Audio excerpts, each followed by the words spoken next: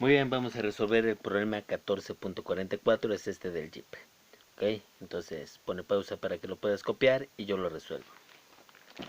En este problema 1444 dice que el Jeep tiene un peso de 2500 libras y un motor que transmite potencia de 100 HP a todas las ruedas. Suponiendo que las ruedas no resbalan, determina el máximo ángulo θ con el cual este Jeep puede subir con velocidad constante de 30 pies sobre segundo. Entonces aquí ya comencé a poner los datos. El peso es de 2500 libras. La potencia que transmite es de 100 HP. Debido a la naturaleza de los datos de libras, entonces hay que convertir estos HP a libra-pie sobre segundo.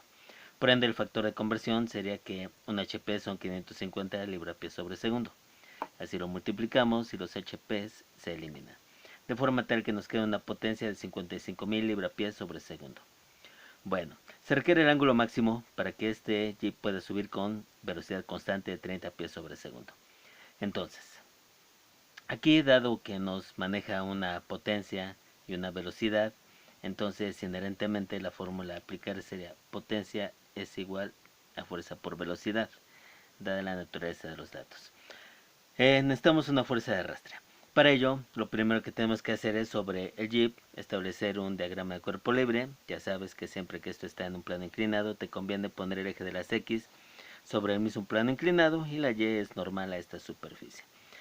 De acuerdo con esto, entonces tú vas a tener, aquí ya está marcado, una fuerza que está arrastrando precisamente o jalando al Jeep, una fuerza F.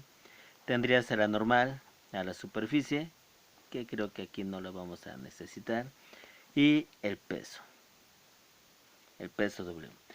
Nos preguntan del ángulo máximo. Entonces, si tienes este ángulo, ya sabes, el peso es totalmente vertical, el piso, esta superficie es totalmente horizontal. Tienes el ángulo θ, un ángulo recto, este será el complemento y este será nuevamente el ángulo θ. Ok, muy bien. Entonces, ya que pusiste aquí tu plano XY, ahora ya también estableciste las fuerzas, lo vas a enderezar de forma tal que este es X y este es Y. Y las fuerzas que aplicarían serían una normal, una fuerza de arrastre y un peso W con un ángulo determinado. El peso W ya lo sabemos si es de 2500 libras. Ok, muy bien. Entonces, ahora, ¿cómo podríamos saber el valor de la fuerza? Lo podremos saber a partir de la segunda ley de Newton.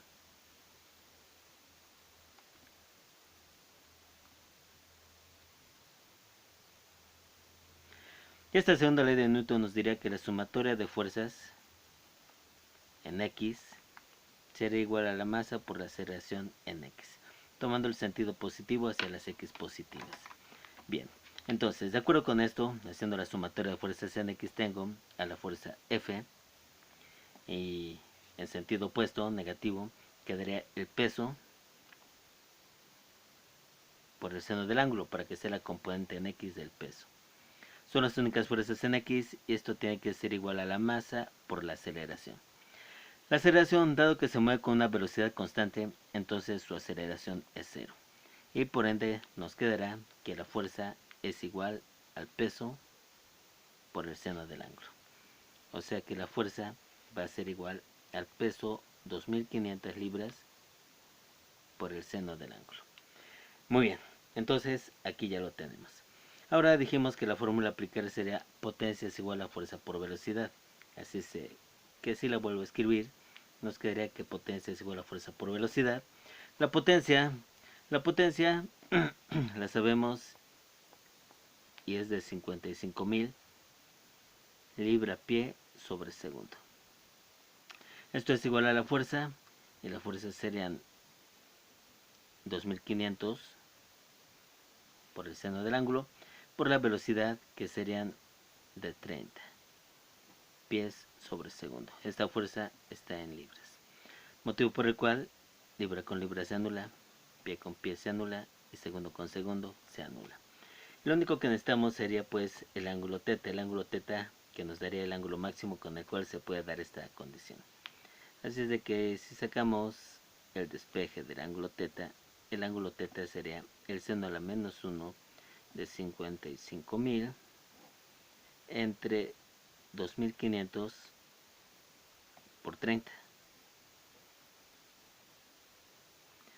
Haciendo el cálculo nos daría un ángulo de 47.17 grados.